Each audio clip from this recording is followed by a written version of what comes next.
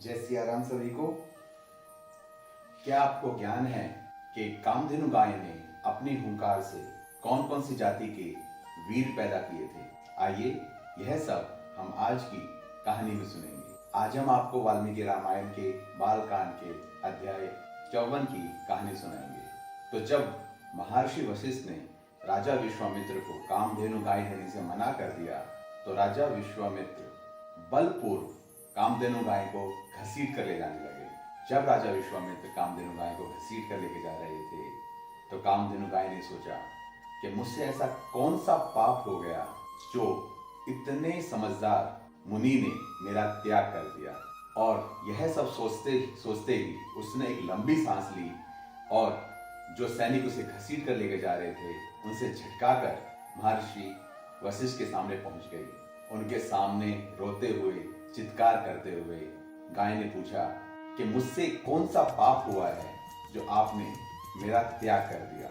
कामधेनु गाय की यह बात सुनकर महर्षि वशिष्ठ जो पहले से ही बहुत व्याकुल थे दुखी होकर बोले कि मैं कभी भी तुमसे अलग नहीं होना चाहता, परंतु यह राजा बहुत बलवान है, इसके सामने मेरी कोई भी शक्ति काम नहीं करेगी, इसलिए मैं कुछ नहीं कर सकता।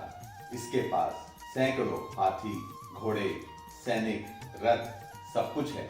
यह बहुत बलवान राजा है, मैं किसी भी प्रकार से इसका सामना नहीं कर पाऊंगा। यह सुनने के बाद कामधेनु गाय महर्षि वशिष्ठ को बोलती है कि ब्राह्मण का बल सदैव ही क्षत्रिय बल से ज्यादा होता है। आप एक बार मुझे आज्ञा दीजिए, मैं अकेले ही राजा विश्वामित्र की पूरी सेना को राख में बदल दूंगी। यह सुनने के बाद महर्षि वशिष्ठ कामधेनु गाय को बोलते हैं कि उस शक्ति का उपज करो जिससे राजा विश्वामित्र की शक्ति क्षीण हो जाए। यह सुनने के बाद कामधेनु गाय ने हुंकार भरकर पहलव जाति के वीरों को पैदा किया।